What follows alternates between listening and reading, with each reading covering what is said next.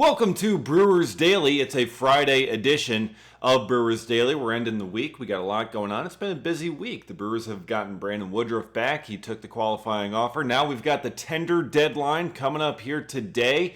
So we got that to talk about as well. Who could be another non-tender candidate by the Brewers? And also we got a trade proposal to talk about, something that I heard about on MLB Network. And, even though Mark Attanasio has talked about how they're excited to have Freddie Peralta around for 2026, those rumors ain't stopping that Freddie Peralta could still get moved.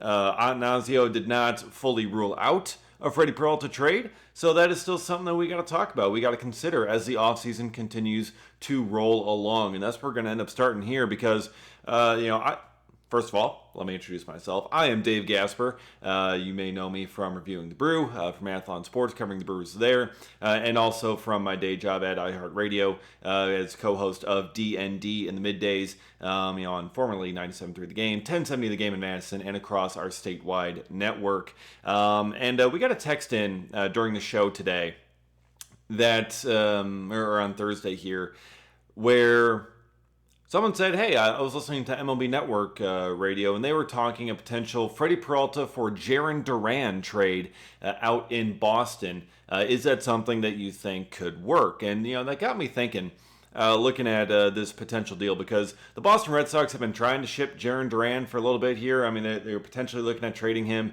back during the trade deadline. Ultimately did not pull the trigger, but they still might make that kind of a trade this offseason. The Red Sox certainly are in the market for a top-of-the-rotation type arm, someone to pair with Garrett Crochet in their rotation. Because after Crochet, it's really kind of a whole bunch of question marks that they have. And the Red Sox trying to compete in a very competitive AL East. They would love someone like Freddie Peralta. So top of the starting rotation type guys are what the Red Sox are looking at this offseason. So I think there's possibility to swing something here, but Jarren Duran is one that was mentioned as a possibility. Now, this was not necessarily a straight-up one-for-one deal. I don't think you would be able to get a straight-up one-for-one of Peralta and Jarren Duran, just with what Duran has proven. The fact that he has 3 years of control left, compared to just 1 year of Freddie Peralta, there would have to be some other minor pieces included as well.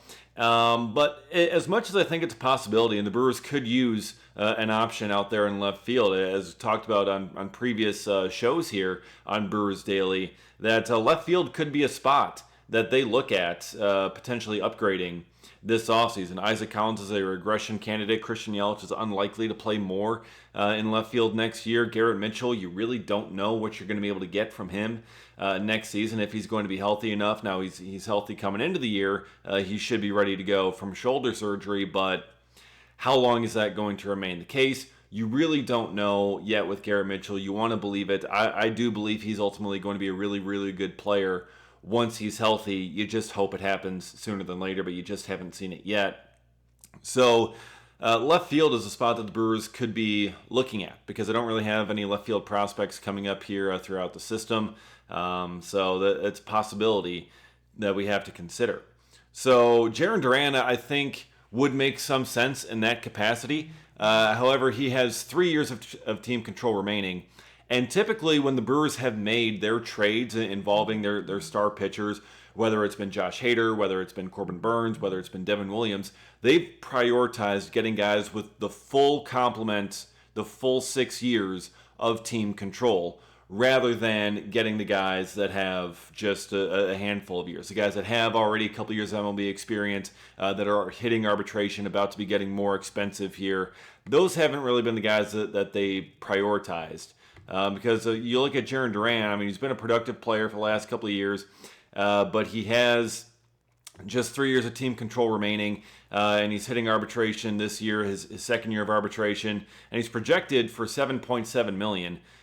So it'd be like financially, it'd be about a wash for the Brewers, given the money that he's making. Freddie Peralta is making $8 million this next season, so that, I think, makes a Peralta for Jarren Duran trade, even with other pieces involved, pretty unlikely, just with what the Brewers have historically liked to target when it comes to returns for their starting pitchers. So I think Peralta still does fit in terms of what the Red Sox want, but you may have to look something different. Where do the Red Sox fit as a trade partner for Peralta? Because they're certainly motivated to improve that starting rotation. They're motivated to find something, and Peralta could be had, but you're going to have to wow Matt Arnold. So how are they going to do it if it's not going to be Jarren Duran? You're going to have to look for someone with the full complement of team control.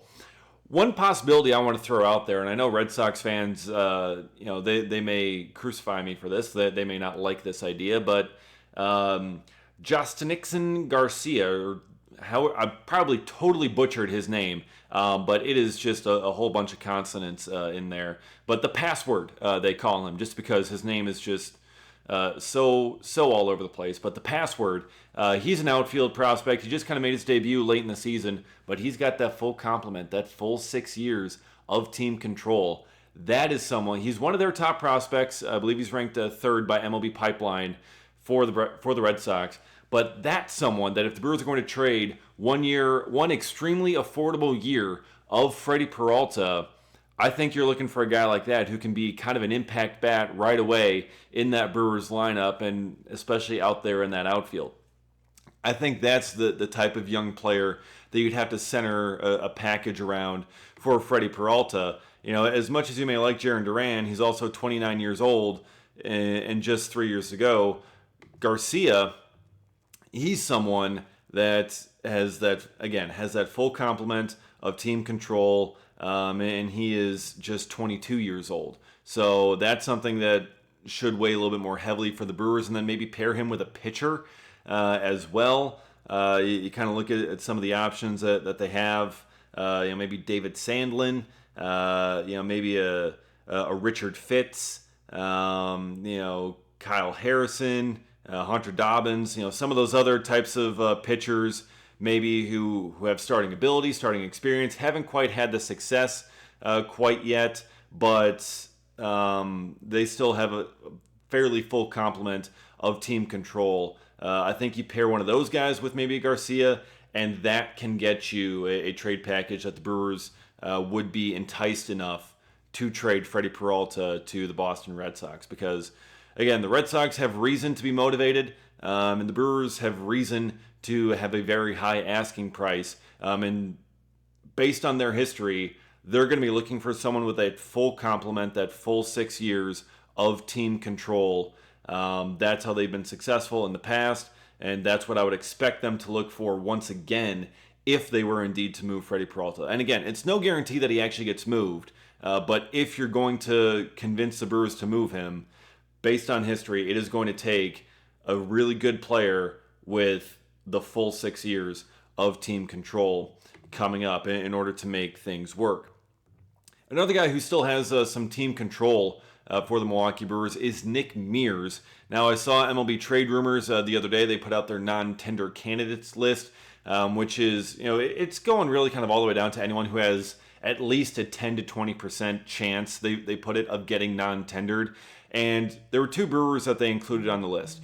One was Jake Bauers, who we talked about on yesterday's show, and the other was Nick Mears. Now, Nick Mears, I think, has a far lower chance of getting non-tendered than Jake Bauers. I mean, Nick Mears, yes, he was left off the roster for the NLCS, but he also was used quite heavily in the series before.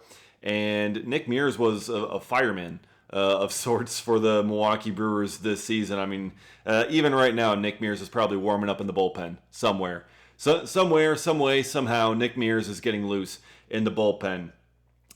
He's in his second year of arbitration. He's projected to earn $1.6 million this year, and that's really not a lot, especially considering what Mears provided for you. I think Pat Murphy obviously loves him because he kept on going to him all throughout the season. So Nick Mears was listed as a potential non-tender candidate, but I find it highly unlikely that Nick Mears actually does end up getting non-tendered. For $1.6 million, as a reliever, as a guy who's been pitching in high leverage for you, that's a pretty reasonable price, even for the Milwaukee Brewers to keep him into the fold. Maybe we'll see these two sides avoiding arbitration here on Friday and agreeing to a number. But the projection from MLB Trade Rumors is $1.6 million for Nick Mears. And I don't anticipate him getting non-tendered this offseason. I don't anticipate that happening. I think he'll be back in a big piece of that Brewers rotation heading into next year, which kind of leads to the final question here: will the Brewers non-tender anyone at the at the deadline here today? Because you only have so many guys in arbitration right now. I mean, the Brewers only have 7 in arbitration.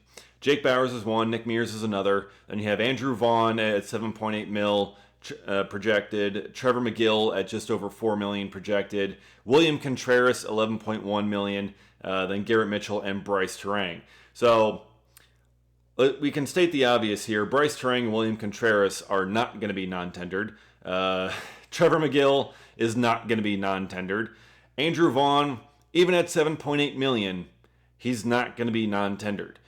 He's someone who you would definitely highly anticipate them keeping around. They made the trade thinking they could get Vaughn back to his former glory, and he pushed out Rhys Hoskins. He had a fantastic season. I think when you get him a full year in a Brewers uniform, I think they're very excited about what Vaughn will be able to bring next season. Garrett Mitchell, he's projected to earn $1 million. We've talked about Mitchell and the injury history that he has. The talent is still there. He's a first-round pick by the organization. They believe in this kid. They love this kid when he's out there. He's got 5-tool potential. All he needs is to be available, really. And for $1 million, I'd imagine maybe he would settle, and they'd agree on a number that's a little bit less, because he is still yet to play a full 162 games in the big leagues. Despite playing across 4 seasons already, he has yet to play in 162 games combined.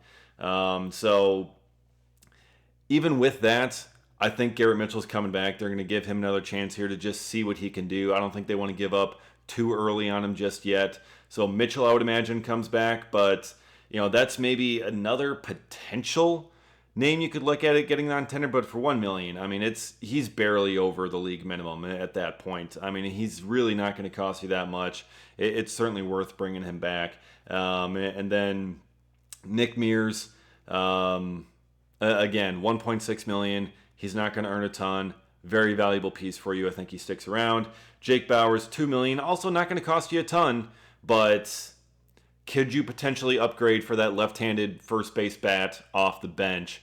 Potentially, but the Brewers do like Bauers, so there's a very good chance that this tender deadline comes and goes without anyone getting booted off the 40-man roster, which would leave the Brewers 40-man at 39.